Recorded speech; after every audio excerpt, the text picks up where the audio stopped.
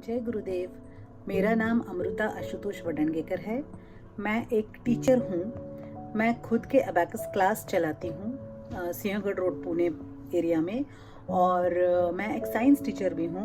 मैंने करीब 4 साल गुरुकुलम के बच्चों को साइंस पढ़ाया है। बहुत ही खूबसूरत अनुभव रहा, और ऐसे ही बहुत सारे अनुभव आई एम श्योर आप लोगों को भी मिले होंगे, क्योंकि जैसे मैंने ISP, SSY, MOG बहुत सारे वर्कशॉप्स किए हैं, उसी तरह से यहाँ सुनने वाले सभी दर्शकों ने भी किए होंगे।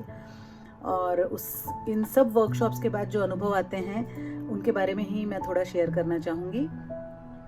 स्पेशली हाल ही में कुछ महीनों पहले मैंने the success Q TSC program join किया और कंप्लीट किया, और उसमें हमें मेनली 3 एरियाज़ में विजुअलाइजेशन करने के लिए कहा गया था: हेल्थ, वेल्थ एंड रिलेशनशिप। तो मैंने हेल्थ एरिया में किया और रिलेशनशिप एरिया में किया, और उन दोनों एरियाज़ में मैंने जो अचीव किया है वो मैं आपके साथ शेयर करूँगी।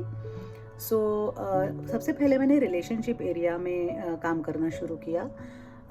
वहाँ मुझे रियलाइज़ हुआ, क्रिएटिव विजुअलाइजेशन हर दिन करते करते रियलाइज़ हुआ कि सबसे पहले तो हमारे पास जो एक ताकत होती है वो हमारे सबकॉन्शियस माइंड की ताकत होती है, और ये चीज़ हम रियलाइज़ नहीं करते हैं। लेकिन द सक्सेस क्यू प्रोग्राम से ना ये सबसे पहले मुझे बेनिफिट मिला था कि अरे मेरे खुद के पास बहुत बड़ी एक पावर है, और उस पर फेथ रख के, पूरी तरह से विश्वास रख के मैंने रिलेशनशिप एरिया में रोज क्रिएटिव विजुअलाइजेशन बहुत कंसिस्टेंटली और कंटिन्यूसली किया।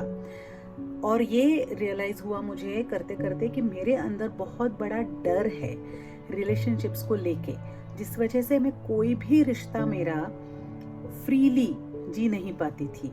हर रिश्ते में जहाँ डर है वहाँ कुछ ना कुछ एप्रीहेंशंस मुझे होते थे। मैं कम्युनिकेट नहीं कर पाती थी, मैं समझा नहीं पाती थी सामने वाले को जो मैं एक्चुअली कन्वे करना चाहती हूँ, और इस तरह से की बाधाएं आती थी। तो वो डर पकड़ाई में आने के बाद सबसे पहले मैंने उस पर काम किया, और आज मैं बहुत खुशी से कह सकती हूँ कि वो डर काफ़ी ज़्यादा हद तक मेरे अंदर से जा चुका है। इनफैक्ट अब परिस्थिति ये है कि वो डर आता है, ऐसा नहीं कि नहीं आता है, बट मैं इमिडिएटली उसको रिफ्रेम कर पाती हूँ। So throughout creative visualisation नहीं छोड़ा, मनोज जी के तरीके से करती रही, और उसका रिजल्ट बहुत अच्छा मुझे मिला है रिलेशनशिप के एरिया में। दूसरा रियलाइजेशन जो रिलेशनशिप में मुझे हुआ वो था कि रिलेशनशिप दूसरों के साथ अच्छा करने से पहले मेरे खुद के साथ मुझे सुधारना होगा, और उस पर भी मैंने काम करना शुरू किया है, अब भी कर रही हूँ, एंड आई एम 100% श्योर कि मुझे उसमें भी बहुत अच्छे रिजल्ट्स मिलेंगे। जैसे मनोज जी कहते हैं कि पहले आप खुद को क्षमा कीजिए तो आप सभी को क्षमा आसानी से कर देंगे।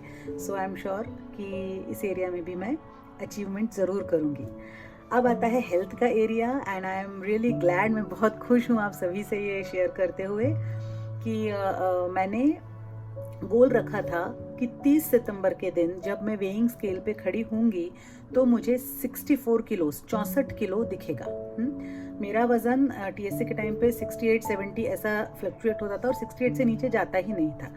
तो मैंने ये ध्येय रखा, क्रिएटिव विजुअलाइजेशन लिटरली एवरीडे किया, और ये चीज़ इतनी ज़्यादा क्लैरिटी मुझे थी।